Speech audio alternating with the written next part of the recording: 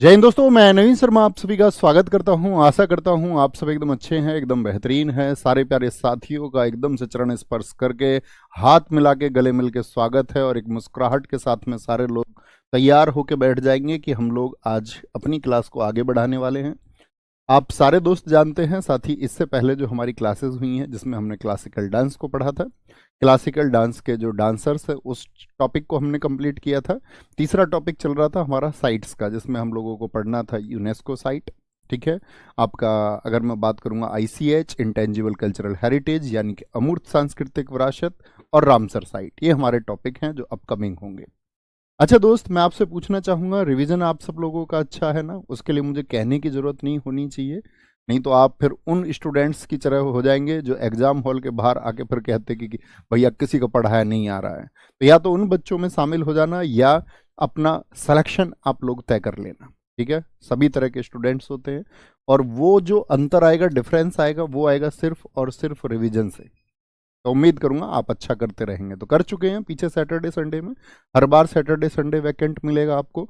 बस आपको क्या करना है कि जो 5 दिन में हमने पढ़ा है उसको अच्छे से रिवाइज करना है। ओके, यूनेस्को साइट आपने देखा होगा, मैं आपको फिर से गाइड कर देता हूं जो बच्चे नहीं सुन पाए हों मेरी बात को।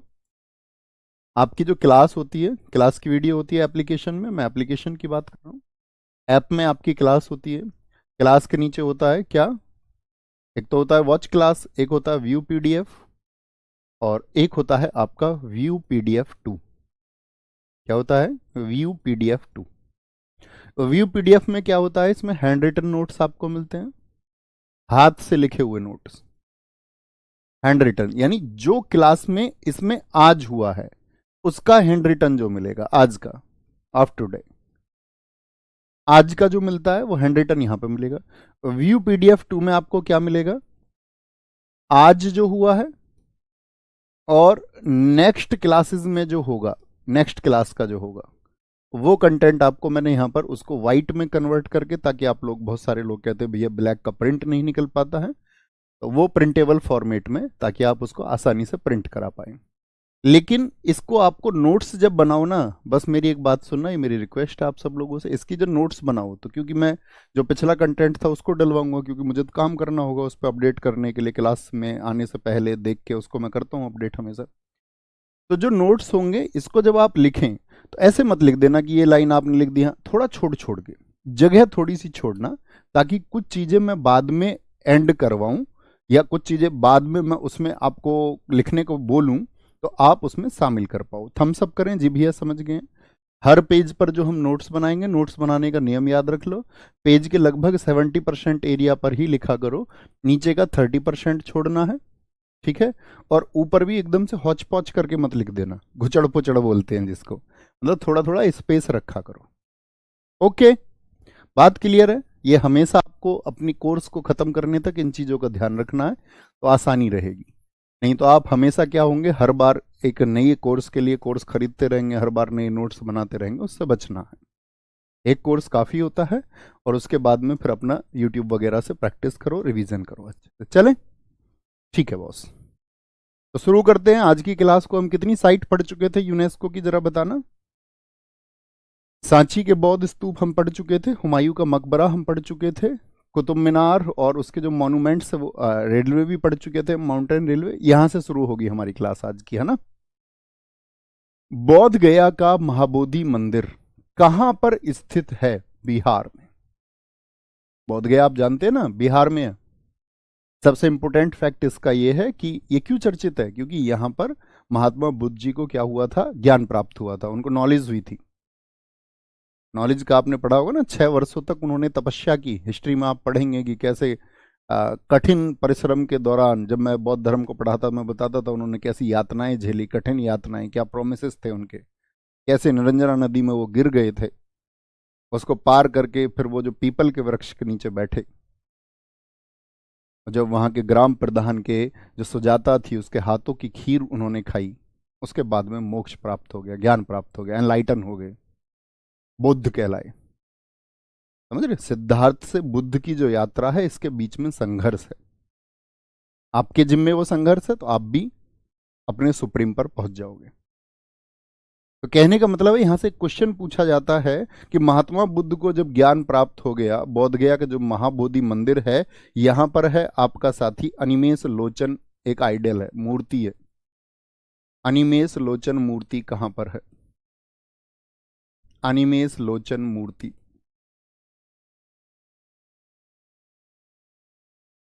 अभी अनिमेष लोचन मूर्ति क्या है? दरअसल में जब महात्मा बुद्ध जी को ज्ञान प्राप्त हो गया था, तो उसके बाद में आपको जानकर के हैरानी होगी कि लगभग एक सप्ताह तक वो बोले नहीं, बस खड़े रहे एक जगह। और जिस मुद्रा में, जिस स्टेट में वो खड़े थे, उसी स्टेट में उनकी एक मूर्ति बनाई गई है, एक आइडियल बनाई गई है। उसी आइडियल को कि ये इस अवस्था में खड़े रहे थे लगभग एक सप्ताह, एक आराम से एक ही जगह बिना कुछ बोले। और उसके बाद उन्होंने तय किया था कि अब जो मैंने सीखा है अब वो मुझे बोलना है। तो उसके बाद में वो फिर सारनाथ गए, जहां उन्होंने धर्म चक्र परिवर्तन किया, उन 5 ब्राह्मणों को उपदेश दिया जो उनका साथ छोड़ के चले गए थे, है ना। भीमबेटका की गुफाएं कहां पर स्थित हैं? मोस्ट इंपोर्टेंट, हिस्ट्री के लिए भी, स्टैटिक जीके के लिए भी। ये विंध्या जो साथी आपका, क्या बोलोगे, जो विंध्या रेंज है, विंध्या रेंज, इंग्लिश वाले बच्चे अगर किसी वर्ड में दिक्कत हुआ करे तो मुझसे पूछ लिया करो। इसकी जो खोज की वो की वी.एस. वाकणकर ने, इनको बोलते श्री विष्णुधर वाकणकर, श्री विष्णुधर वामकड़। और ये आपका मध्य प्रदेश के साथ ही किस डिस्ट्रिक्ट में है, क्योंकि बहुत चर्चित है। जो डिस्ट्रिक्ट है इनका वो है आपका रायसेन, रायसेन जिले में ये स्थित है, बड़ी चर्चित है। कहते हैं आदि मानव जो था आपका, उसने इसको बनाया था। आदि मानव समझते हो? हाँ, आदि का मतलब होता है शुरुआत, शुरुआत वाला मानव, जो हमारे पूर्वज थे होमोसेपियंस के।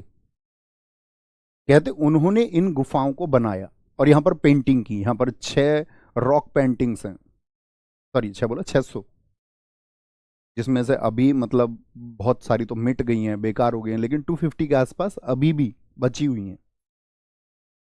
तो वहां क्या, रॉक पेंटिंग्स मतलब गुफा जो है, उन गुफाओं के अंदर पेंटिंग्स हैं, गुफाओं के अंदर दीवारों पर चित्रकारी है, लाल हरे रंग की, पीले रंग की चित्रकारी है, red green and yellow.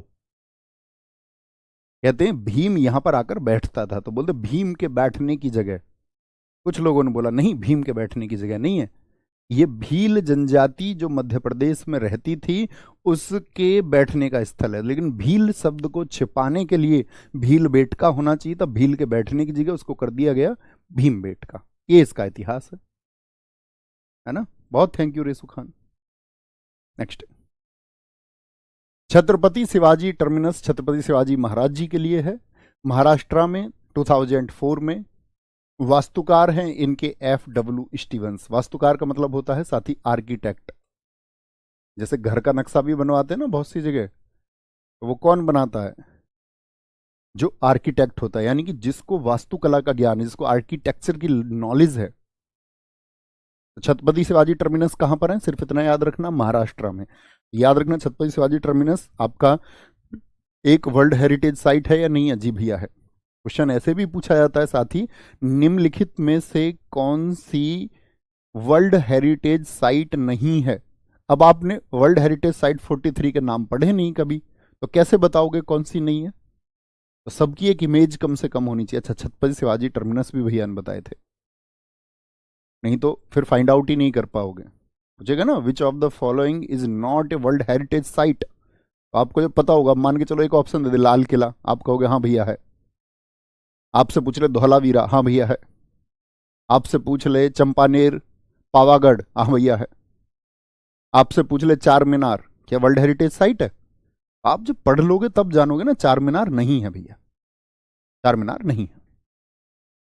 Champaner उद्यान जो साथी पावागढ़ का, पुरातत्व का मतलब होता है पुरानी चीजें जहां से मिली हो। आर्कियोलॉजी में आर्कियोलॉजिस्ट इसको ढूंढते हैं, ठीक है, आर्कियोलॉजिस्ट बहुत इंपॉर्टेंट है। चंपानेर पावागढ़, इसकी जगह कहां पर है? गुजरात में है, 2004 के लिस्टेड है।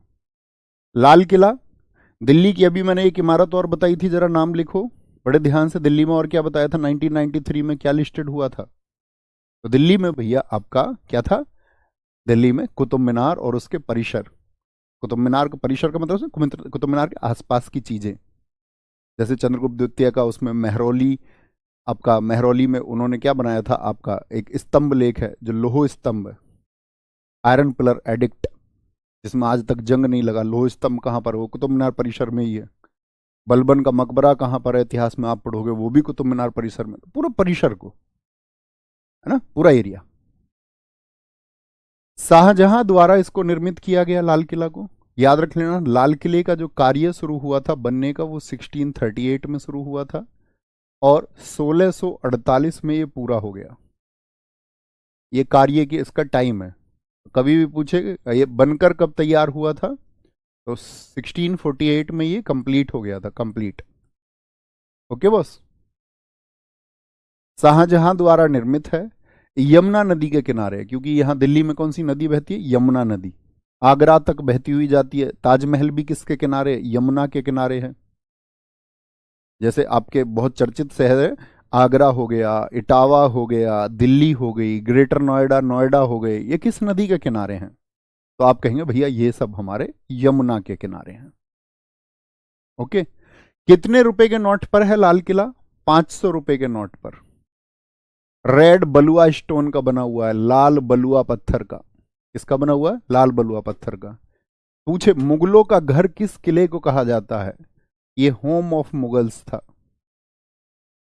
Home of Mughals. मुगल परिवार रहता कहां पर था? दिल्ली में। जब ये लोग आ गए थे तो मुगलों का घर किस किले को कहा जाता है? मुगलों का घर। इसी घर में रहने लगे थे बाद में। आपको पता है, मैं आपसे क्वेश्चन पूछूं, एक अंतिम मुगल बादशाह कौन था? तो जब 1857 की क्रांति हुई, आप इतिहास पढ़ेंगे तो आप एक राजा का नाम पढ़ेंगे, 1837 से 57 तक अंतिम मुगल सम्राट बहादुर शाह जफर द्वितीय था। तो बहादुर शाह जफर से ईस्ट इंडिया कंपनी ने क्या कहा था? ओ भैया ये किला तुम्हारे डैडी का नहीं है, इस किले को खाली कर दो। इसीलिए फिर ये क्रांति में शामिल हुए। यार हमसे तो हमारा घर ही छीना जा रहा है ना। बेटा पढ़ाई पे ध्यान लगाओ सर जी, क्लास में कितने बच्चे लाइव हैं? बेटा सिलेक्शन से दूर हो जाओगे। Requesting to you. क्लास के शुरू में बोला ना चरण स्पर्श, इसका मतलब है अगर एक टीचर आपके चरण स्पर्श करने को तैयार है तो आपको कामयाब देखना चाहता होगा। अपने माँ बाप के पैसे, उनकी भावनाएं और अपने भविष्य को यूं बर्बाद मत करो। यहां पर देखो, इसे शाहजहां की राजधानी शाहजहानाबाद के महल किले के रूप में बनाया गया और सलीमगढ़ का किला इसी लाल किले में है। कोई दिक्कत? जंतर मंतर कहां पर? कौन सा वाला जंतर मंतर? जंतर मंतर कई जगह पे है, लेकिन जंतर मंतर कहां वाला? जयपुर का भैया, यूनेस्को की वर्ल्ड हेरिटेज साइट है। मैं आपसे पूछूं जंतर मंतर कितनी जगह पर है, तो जयपुर वाला जो जंतर मंतर है, ये याद रख लेना, जयपुर वाला जो जंतर मंतर है ये 1734 में बना था। 1734 में बना। ठीक है। और कौन वो व्यक्ति थे? आप बोलेंगे सवाई जय सिंह सेकंड थे जी। सवाई उपाधि है वहां, जय सिंह द्वितीय, सवाई जय सिंह सेकंड। बड़ी रुचि थी इनकी मैथ्स में, एस्ट्रोनॉमी में। आज आप देखोगे उज्जैन में जाके, महाकालेश्वर में, वहां पे क्या टाइम कैलकुलेशन होती थी वहां से पहले। क्योंकि भारत के आप जानते हो ना, प्रधान मध्याह्न रेखा, या मैं आपसे बोलूं उसको भी छोड़िए, आपने इंडियन स्टैंडर्ड टाइम को सुना होगा, आईएसटी, कितने स्टेट से गुजरती है? वो 5 स्टेट से गुजरती है भैया। यूपी, एमपी गुजरती है ना, यूपी से, एमपी से, उड़ीसा से, छत्तीसगढ़ से, आंध्र प्रदेश से, 5 स्टेट से गुजरती है इंडियन स्टैंडर्ड टाइम लाइन, जो आईएसटी लाइन। तो एमपी में जो जगह है वो क्या है आपका? उज्जैन। तो इनकी बड़ी रुचि थी मैथ्स में, एस्ट्रोनॉमी में, तो इन्होंने रिसर्च करवाई खगोल में। एस्ट्रोनॉमी को लेकर के सबसे ज्यादा रिसर्च किसी राजा की है तो वो इनकी है, और खुद उसमें इंडल्ज रहते थे। ऐसे नहीं साइंटिस्ट लगा दिए, खुद प्रयोग करते थे वहां। एक डेलीगेशन भेजा इन्होंने यहां से यूरोप, कि वो जो कॉपरनिकस कहता है ना, कॉपरनिकस समझ रहे हैं, जिसने ग्रहों की गति के नियम दिए, फिजिक्स वाले बच्चे पढ़ते होंगे, टी स्क्वायर समानुपाती आर क्यूब। ग्रहों का जो परिक्रमण काल का वर्ग है, उन ग्रहों की त्रिज्या के किसके? घन के समानुपाती होता है। कभी पढ़ा या नहीं पढ़ा? या ज्योग्राफी में पढ़ा होगा, ग्रहों की गति के नियम पढ़ते होंगे जब। तो कहने की बात ये, इन्होंने डेलीगेशन भेजा था, तो सोचो कितनी रुचि इनकी रही होगी। जी भैया बहुत रुचि थी। तो इन्होंने 5 जगह पूछा था, जंतर मंतर कितनी जगह है? 5 जगह है। एक तो जयपुर हो गया। सबसे पहला जंतर मंतर कौन सा है? छोटे से में नोट करना। सबसे पहला जो जंतर मंतर इन्होंने बनाया, जंतर मंतर समझ गए क्या है? एस्ट्रोनॉमी लैब्स थी, खगोल वेधशाला थी। खगोल वेधशाला हिंदी में लिख लो, ये खगोल वेधशाला थी। किससे संबंध था इनका? खगोल से, एस्ट्रोनॉमी से, ज्योतिष से, समय की गणना से, इस सब से इनका संबंध था। सबसे पहला जो जंतर मंतर है, तो फर्स्ट जंतर मंतर, वो बना था 1724 में। और कहां पर बनाया था इन्होंने सबसे पहले? नई दिल्ली। आप कभी जाएंगे, कनॉट प्लेस के पास में, नई दिल्ली में। 1724 हो गया सबसे पहला। अच्छा भैया बाकी सब कहां पर है? एक जयपुर में हो गया, बाकी 3 भी नोट कर लेना कहां कहां पर है। मथुरा,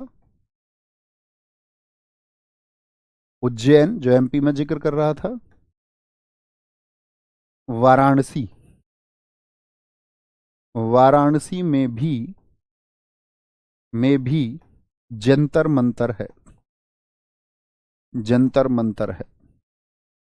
तो कुल कितनी जगह आंसर करेंगे? जंतर मंतर आपसे पूछा जाएगा कितनी जगह पर है। क्या थी भैया? ये आपका एस्ट्रोनॉमिकल लैब थी, खगोल वेधशाला,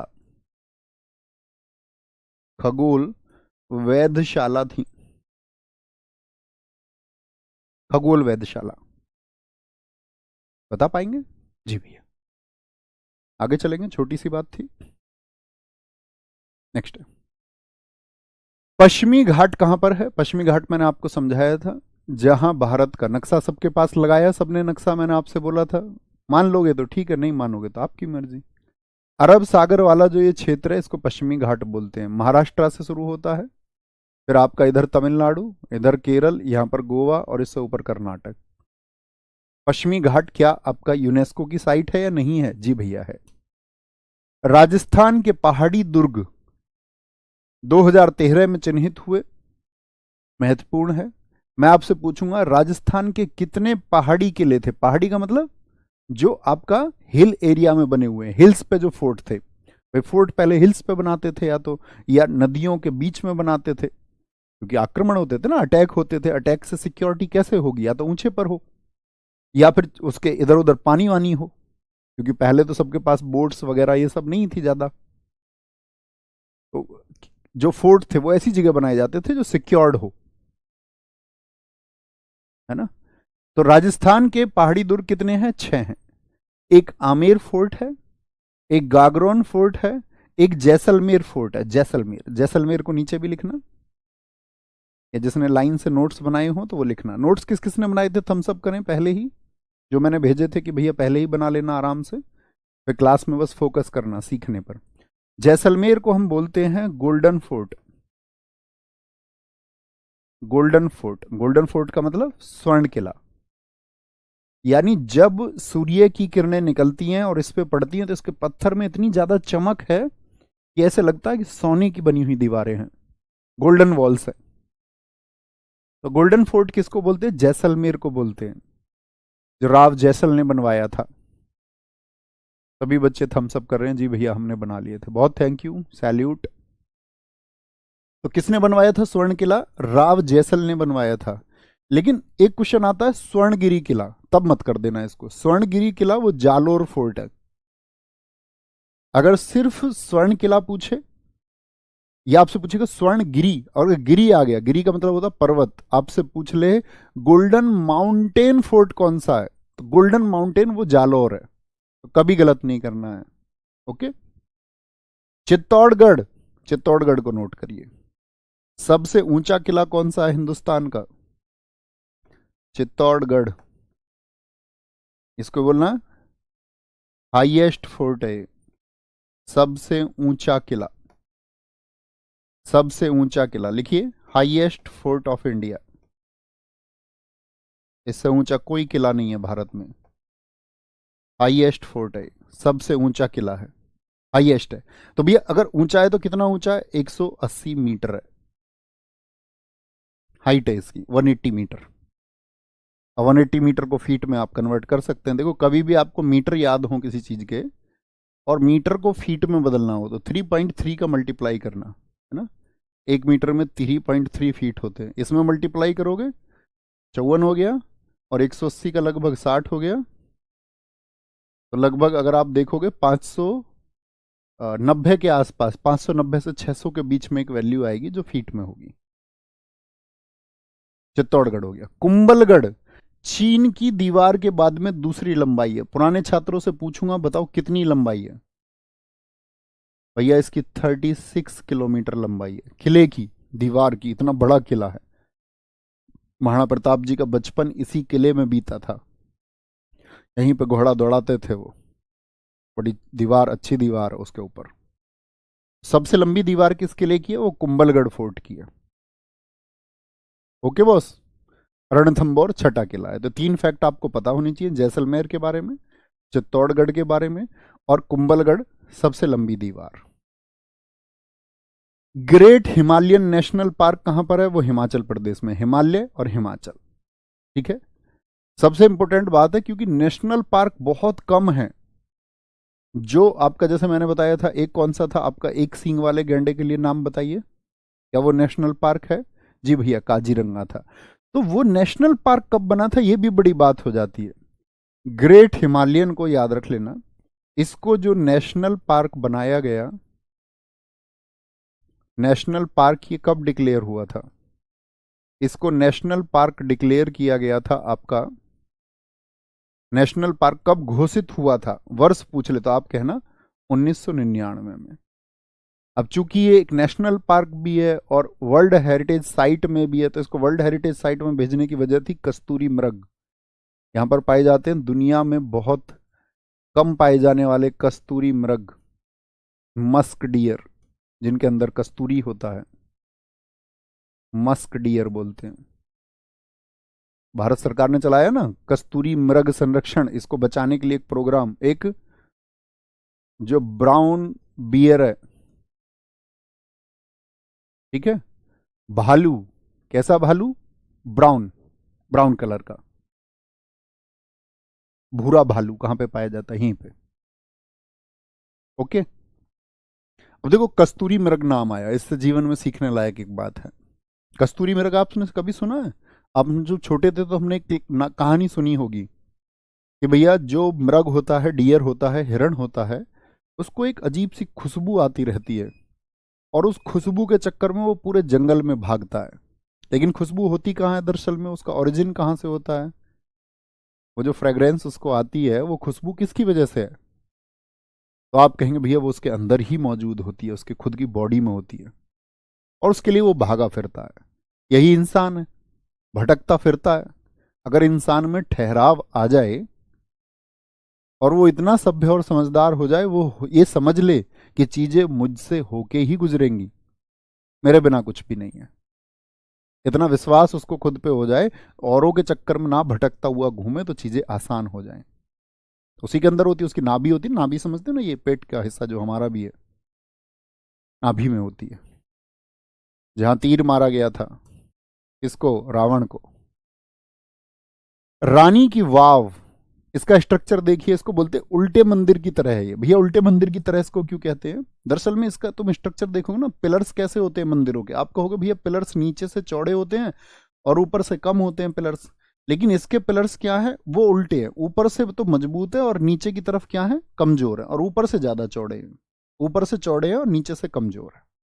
तो भैया उल्टे मंदिर की तरह है। कौन सी वर्ल्ड हेरिटेज साइट? रानी की वाव। कितने रुपए के नोट पर है रानी की वाव? याद है ना, नए नोट आए थे 100 रुपए वाले, सन 2018 में आए थे नए नोट, 2018 में। तो भारत सरकार ने क्या किया, उस पर रानी की वाव का साइन लगाया। किसने बनाया था? सोलंकी वंश के द्वारा निर्मित है, और यहां पर एक क्वीन थी, उनका रानी का नाम था उदयामती। उदयामती क्या नाम था, किस रानी ने बनवाया था? उदयामती ने। और किन के लिए बनवाया था? याद रख लेना, अपने पति भीमदेव के लिए। वो सोलंकी वंश के एक शासक थे, अपने पति भीमदेव के लिए। ठीक है, उनके हस्बैंड का नाम है, क्या बोलेंगे? अपने पति भीमदेव के लिए, भीमदेव फर्स्ट, भीमदेव के लिए उन्होंने इसको बनवाया था, फॉर हिज हस्बैंड। अब क्योंकि एक रानी ने इसको बनवाया तो कई बार एग्जाम में रानी की वाव ना लिख करके, वाव का मतलब होता है वावड़ी, वावड़ी का मतलब यहां पानी भरा जाएगा, कुआ है एक पानी का, और उसमें सीढ़ियां होती थी उतरने की, उतरने की सीढ़ियां, और इस पानी में जाओगे नहाने। जैसे दिल्ली तुम कभी जाओगे, दिल्ली में भी यहाँ चांदनी चौक के पास में खारी बावड़ी, बावड़ी का मतलब क्या, पानी के जमा होने का स्थान। तो इनके तो वो स्विमिंग पूल वगैरह हुआ करते थे। तो रानी की वाव, वाव का मतलब एक कुआ है और उसमें सीढ़ियां हैं, तो इसीलिए उसको बोलते हैं स्टेप। सीढ़ी को क्या बोलते हैं, स्टेयर्स बोलते हैं ना, स्टेप भी बोलते हैं चढ़ाई। और वेल माने कुआ, स्टेप वेल ऑफ क्वीन। तो कई बार एग्जाम्स में डीएसएसबी के एग्जाम में पूछा गया था, क्वीन ऑफ स्टेप वेल कहाँ है। अब किसी ने सोचा होगा यार नया सा नाम है, जिसने थोड़ा सा ध्यान दे दिया होगा वो समझ गया होगा। क्वीन मतलब रानी, और स्टेप वेल, वेल माने कुआ, कुआ मतलब वाव, पानी को बोलते, वावड़ी को, समझ रहे होगे, बावड़ी। तो क्वीन ऑफ स्टेप वेल किसको कहा जाता है, रानी की वाव को कहा जाता है। कहां पर है, गुजरात के पाटन जिले में है। पाटन, जब आप इतिहास पढ़ोगे और राजा भीमदेव का नाम आप पढ़ोगे, कहां पर पढ़ते हैं पता है, जब मोहम्मद गोरी का आक्रमण होता है, तो मोहम्मद गोरी आप पढ़ेंगे तो आप पढ़ेंगे 1178 में मोहम्मद गोरी ने गुजरात के पाटन पर आक्रमण किया। हुआ क्या था वहां पर, रानी नायिका देवी ने क्या हाल किया था बताओ। भैया ऐसी तलवार चलाई थी मोहम्मद गोरी के, बस तुम समझ जाओ मोहम्मद गोरी के गलत जगह तलवार लग गई थी। और ये हकीकत है, ऐसे नहीं कि मैं ऐसे मजे में बोल रहा हूँ, इतिहास में ये आपका दर्ज है। और उसके 13 साल बाद तक मोहम्मद गोरी नहीं आया, फिर आया 1191 में पृथ्वीराज चौहान जी से लड़ने। ये वही आपका वंश है, सोलंकी वंश। यहाँ की रानी थी नायिका देवी, अपने बच्चों के, क्योंकि उनके हस्बैंड एक्सपायर हो गए थे, तो अपने बच्चे 4-4 साल के बच्चे थे, मूल राज 4 साल के थे, उनको बचाने के लिए लड़ रही थी। ये उस वंश का ये आपका वेल है, मतलब कुआ है। किस रिवर के किनारे, सरस्वती नदी के किनारे है, ठीक है। 100 रुपए के नोट पर हैं ये। इसको मारू गुर्जरा स्टाइल में बनाया गया मंदिर, मतलब नीचे की तरफ पिलर कमजोर, इसी स्टाइल को बोलते हैं मारू गुर्जरा स्टाइल में। और कौन से भगवान जी के लिए, भगवान विष्णु के लिए, फॉर गॉड विष्णु, भगवान विष्णु जी के लिए हैं। कभी भी पूछे किसको समर्पित है ये, तो यहां पर बहुत चित्र मिलते हैं उनके, भगवान विष्णु जी के लिए। बहुत बढ़िया, बहुत शानदार। भैया सोमनाथ को लूटा, अरे भैया तुम यार पढ़ो पहले, कुछ भी ना लिखो। सोमनाथ वो मोहम्मद महमूद गजनवी है, मैं गौरी की बात कर रहा हूँ, पागल इंसान, तेरा मोटा दिमाग है भाई। आगे आएंगे। नालंदा विश्वविद्यालय बिहार में है। गुरुजी मुझको पढ़ते पढ़ते नींद आने लगती है, इसको ब्लॉक कर दो, इसको पक्का कर दो। एक दिन समझा ली, जो एक बार में नहीं समझेगा उसको कहते हैं ना, लातों के भूत बातों से नहीं मानते, तुमको जबरन पढ़ाएंगे। ये आज के बाद सिर्फ पढ़ना चाहिए, लिख ना पाए कुछ भी। अब मान जाओ यार, मत फायदा उठाओ मेरा तुम इस नेचर का। नालंदा विश्वविद्यालय कहां पर है दोस्त, बिहार में। 2016 याद है ना नालंदा, बताओ फटाफट से क्वेश्चन, नालंदा को किसने नष्ट किया था, बख्तियार खिलजी। क्यों नष्ट कर दिया था जी बख्तियार खिलजी ने, बख्तियार खिलजी को जब बीमारी हो गई तो बख्तियार खिलजी ने क्या बोला, मैं जो है आपका, जो मेरे हकीम कहेंगे सिर्फ वो पालन करूंगा। अब नीम हकीमों ने उसका बहुत इलाज किया, कुछ सफलता ना मिली, मरता क्या ना करता, मरने का समय आ गया था। बख्तियार खिलजी मोहम्मद गोरी का सेनापति था, जिसको वो बंगाल और बिहार वाला क्षेत्र दे के गया था गिफ्ट में मोहम्मद गोरी वापस लौटते समय। तो उस समय नालंदा के एक प्रोफेसर थे सीलभद्र, राहुल भद्र के नाम से जिनको जानते थे। एक सीलभद्र उपाधि भी है सीलभद्र, एक सीलभद्र तब भी है जब हेनस्वांग नालंदा में पढ़ने आया था हर्षवर्धन के समय, वो आचार्य सीलभद्र थे, नवे आचार्य थे वो। तो उनको बुलाया गया, उसने बोला जी मैं आपकी कोई दवाई नहीं खा सकता। क्या कहा था उन्होंने, उन्होंने उसको एक कुरान गिफ्ट की थी, कुरान जो इस्लाम धर्म की पवित्र पुस्तक है, तो उन्होंने उसको गिफ्ट करने के लिए बोला कि भाई तुम गिफ्ट करो इसको। और उसमें उन्होंने क्या किया, दवाई पर लेप लगा दिया, और लेप किया तो शरीर से स्पर्श हुई उनके, जब उन्होंने पन्ने पलटे किसी भी तरह से, और ऐसी चमत्कारी दवाई थी कि बख्तियार खिलजी ठीक हो गया। तो कहते उसने ठीक होने के बाद में इतनी ईर्ष्या उसको हुई कि इतनी नॉलेज एक पर्सन को कैसे हो सकती है। उसने बोला जी नालंदा में प्रोफेसर है। वो लोग तो एक टीचर पे 5 बच्चे होते हैं, वहां पर 10,000 बच्चे होते हैं, 2,000 टीचर हैं वहां पर। भारत को बढ़ाने के लिए शोध चल रहे, उसने खत्म कर दो।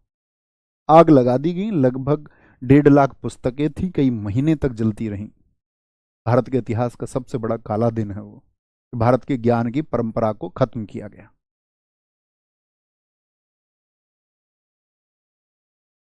समझ रहे? फिर बाद में किसने, बताओ मुझे फटाफट से, इसका ये तो खत्म करवाया। अब तो गवर्नमेंट ने फिर से इसको अभी कुछ टाइम पहले, कुछ महीने पहले रिनोवेट कर दिया है फिर से नालंदा को। अब तो वहां पे लाइब्रेरी वगैरह फिर से सेटअप बनाया जा रहा है। कि बिहार में जो नालंदा है, राजगीर के पास में पड़ता है। अच्छा मुझे आप ये बताइए कि एक क्वेश्चन और है मेरा, नष्ट किसने किया? बख्तियार। बनवाया किसने था नालंदा को?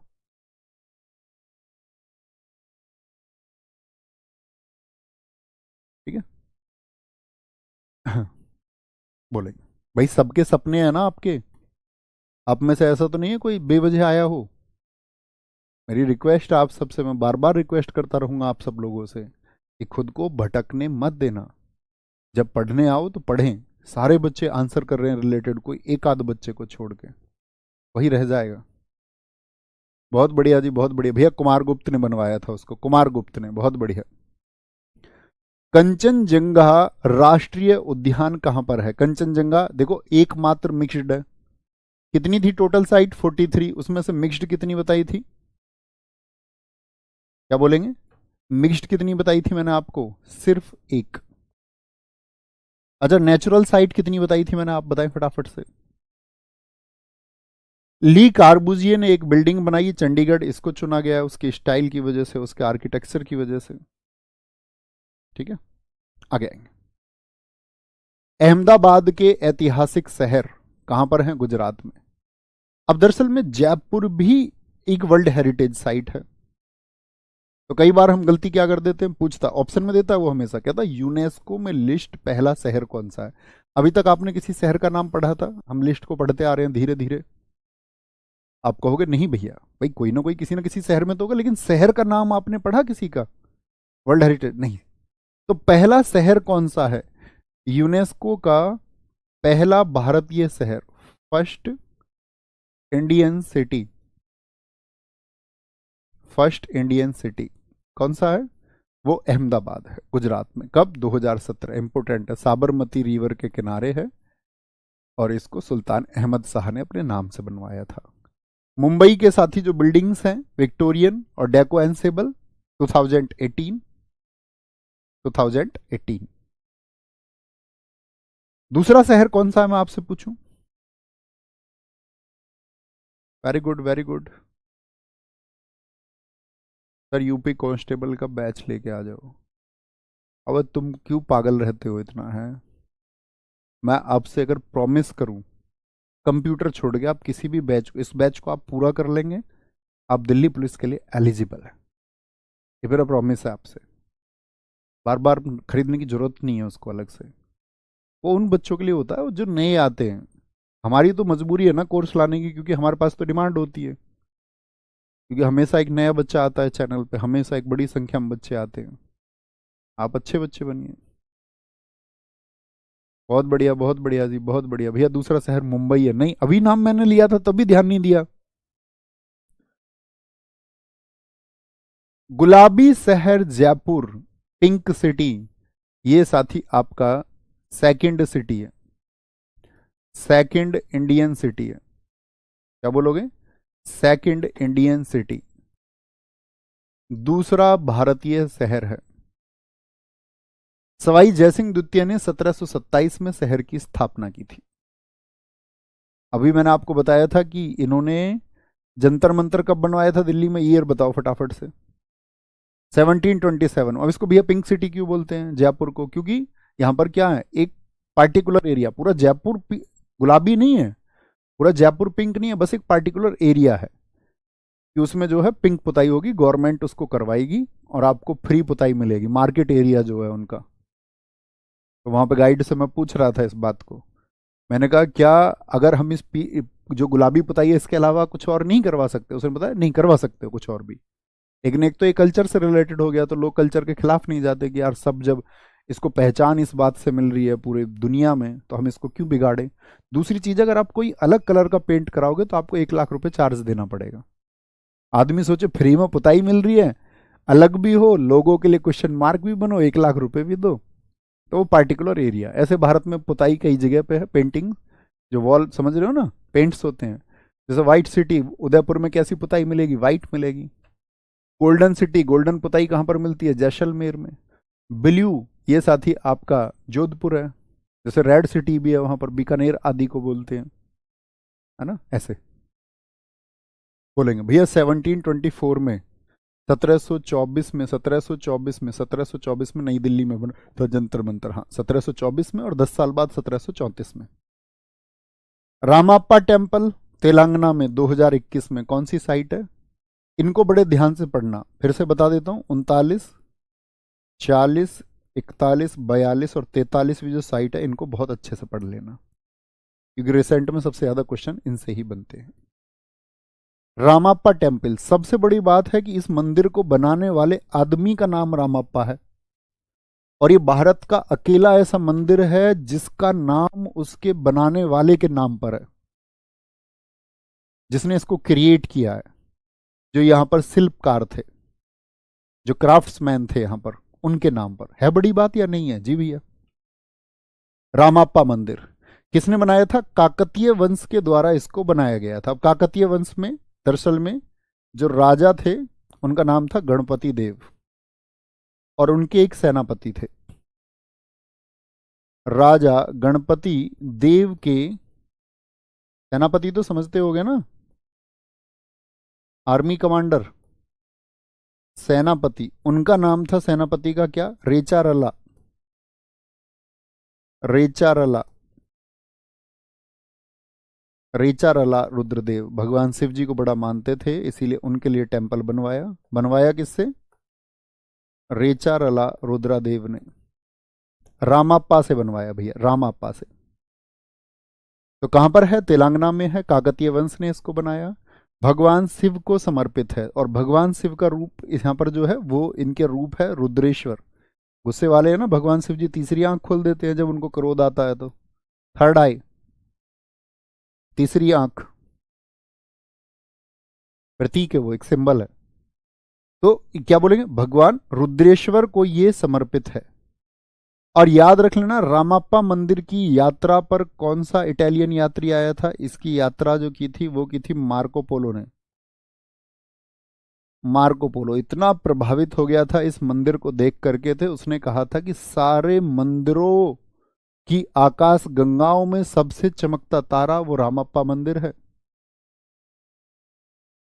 The most shining star in the milky way of temples.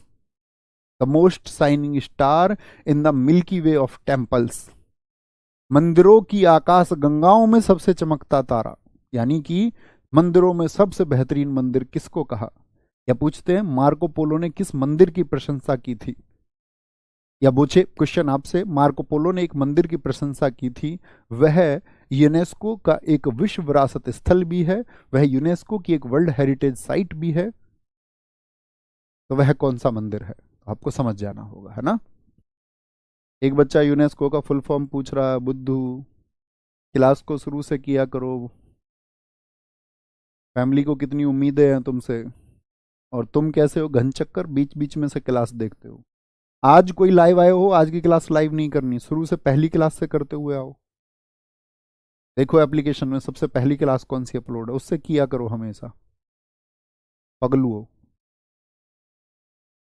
Dholavira 40वीं site है गुजरात में। यहां से क्या मिला था हमको? इतिहास में आपने पढ़ा होगा, इंडस वैली सिविलाइजेशन में एक वाटर मैनेजमेंट सिस्टम कहां से मिला, बड़ा पूछा जाता है।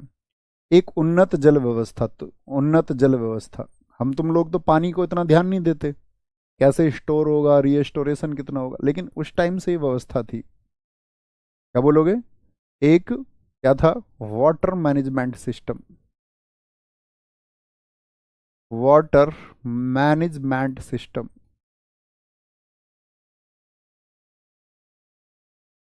Water management system, Gujarat.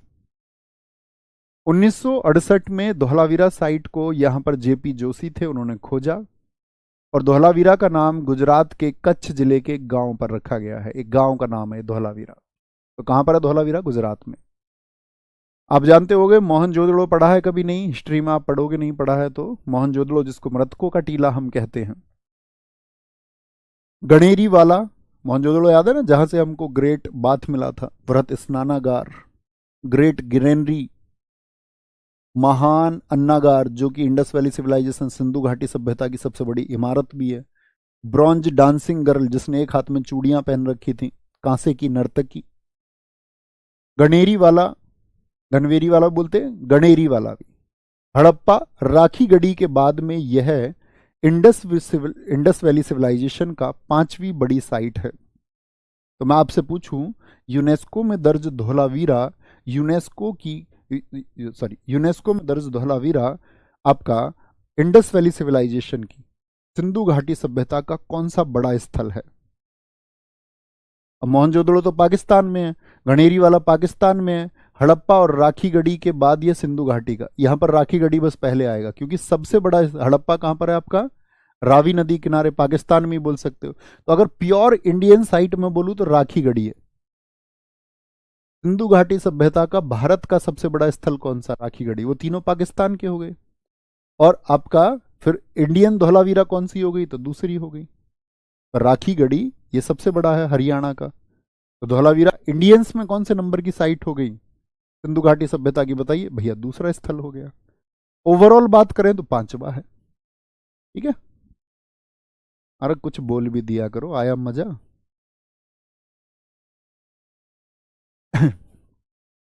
बहुत बढ़िया, बहुत बढ़िया, बहुत शानदार।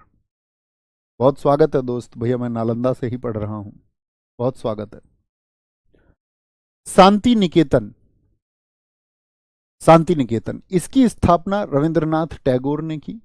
दरअसल में परंपरा तो इनके पूर्वज यहां पहले से रहते थे। जैसे आप देखोगे द्वारका नाथ टैगोर, वो वहां के जमींदार थे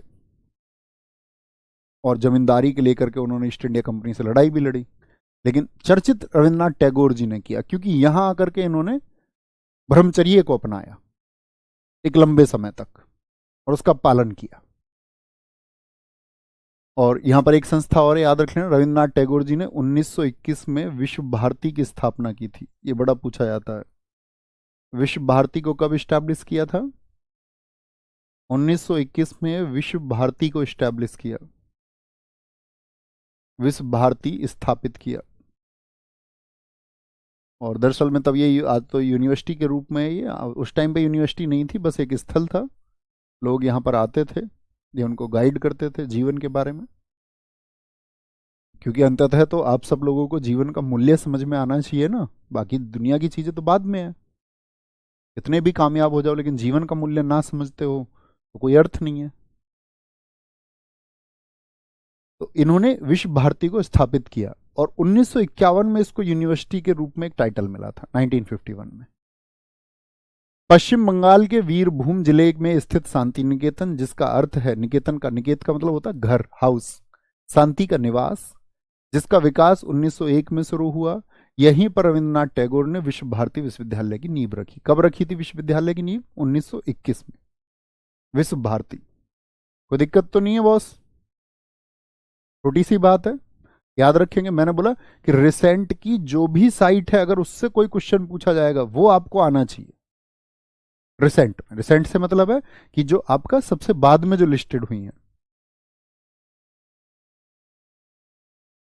ठीक है जी, बहुत बढ़िया। तो कहां पर है? वीरभूम डिस्ट्रिक्ट में है, आपका वेस्ट बंगाल में है। और क्या है इसका नाम? शांति निकेतन। पश्चिम बंगाल वालों तुम तो जानते होगे, बच्चे जितने भी वेस्ट बंगाल के हैं। होयसल मंदिर, होयसल टेम्पल, अगर मैं बात करूं पिछले साल एसएससी हो या कोई भी कमीशन हो, उसने सबसे ज्यादा क्वेश्चन यहां से पूछे हैं, होयसल टेम्पल से, क्योंकि रिसेंट की यही थी। होयसल मंदिर कहां पर है? कर्नाटका में है, 2023 में लिस्टेड हुए। कितने मंदिरों का समूह है? जैसे पिछले वर्ष एसएससी सीजीएल ने एक क्वेश्चन पूछा कि होयसल टेम्पल में शामिल नहीं है अब आपको तीन के नाम नहीं पता, ना तो आप बेलूड़ जानते, ना आप हेलोबिडा जानते, ना आप आपका सोमनाथपुरा जानते, तो कैसे चुनते? अब बच्चों ने तो इतना पढ़ रखा था, होयसल मंदिर एक नई साइट है, ज्यादा से ज्यादा याद कर लिया, होयसल कर्नाटक में है, इसीलिए मैं कहता हूं नहीं, बहुत अच्छे से, बार बार मत पढ़िए, एक बार अच्छे से पढ़िए।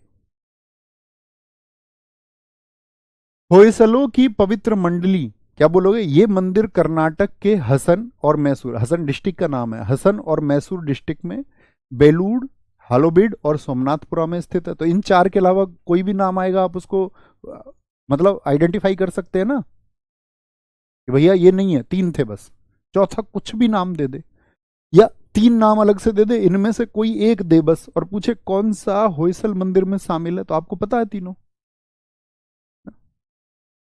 मंदिरों जिन्हें अक्सर पत्थर में उकेरी गई कविता के रूप में वर्णित किया जाता है, यानी इसके जो पत्थर हैं उन पर पोयम्स लिखी हुई हैं।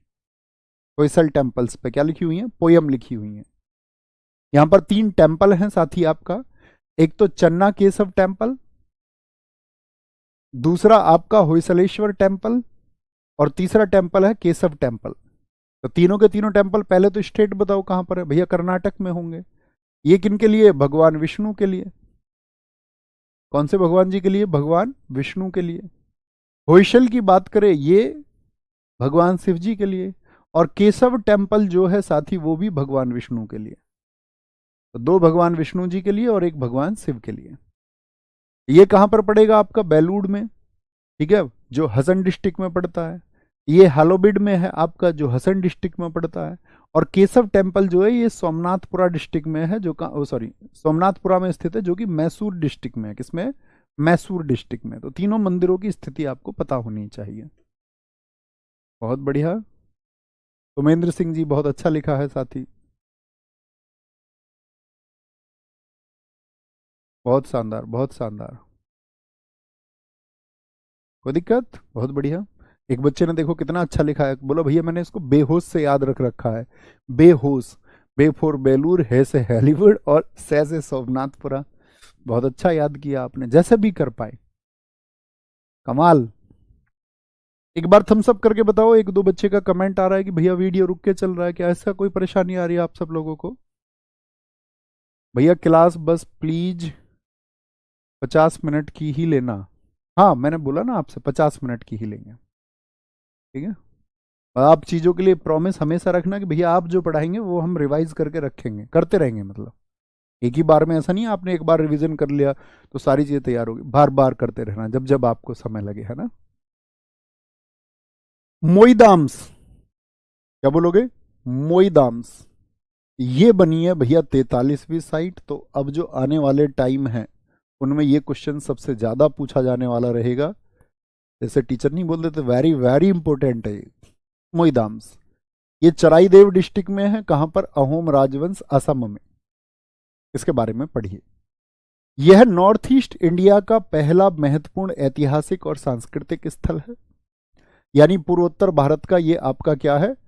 ऐतिहासिक पहला है। क्योंकि अभी आपने पढ़ा था कंचनजंगा सिक्किम, तो वो तो सेवन सिस्टर्स में आता नहीं सिक्किम। नहीं सर कोई भी दिक्कत नहीं है क्लास में, बेटा शायद किसी किसी के फोन में नेटवर्क की वजह से हो रही होगी फिर। ठीक है बॉस, ठीक है, बस रुक जाओ शांत। तुम एकदम से इतने कमेंट कर देते हो, दिखता ही नहीं है कुछ, इतनी तेज तुम लिखते हो। इतनी तेज तेज। यहाँ आओ। चराईदेव मोईदाम्स को असम का पिरामिड भी कहा जाता है। कहां पर है? चराईदेव डिस्ट्रिक्ट में है मोईदाम्स। असम के पिरामिड किनको बोलते हैं? मोईदाम्स को। यह मध्यकालीन अहोम साम्राज्य की पहली राजधानी थी, वहां पर जो अहोम डायनेस्टी थी उसकी फर्स्ट कैपिटल थी यही मोईदाम्स। यह अहोम शाही परिवार के सदस्यों के नस्वर, नस्वर मतलब जब आपके शरीर में जान नहीं बचती, क्या नहीं बचती? जान नहीं बचती। भाई अभी हम सब क्या हैं? आप कहोगे भैया अभी तो हमारे अंदर एक चेतना है, अभी तो हम चेतन अवस्था में, हमारी बॉडी अभी एक्टिव है। लेकिन जब एक तो ये चीजें आपका क्या बोलोगे? नाशवान, जिनका नाश हो जाता है, नश्वर, अब कुछ बचा नहीं है। नश्वर मतलब जब शरीर खत्म हो चुका है, बॉडी खत्म हो चुकी है, अब उसके अंदर क्या है? आपका सॉल नहीं है, आत्मा नहीं है, आत्मा जा चुकी है, रक्त परिसंचरण खत्म हो चुका, ब्लड का बहना अब रुक चुका है, ठीक है। Neuron system deactivate.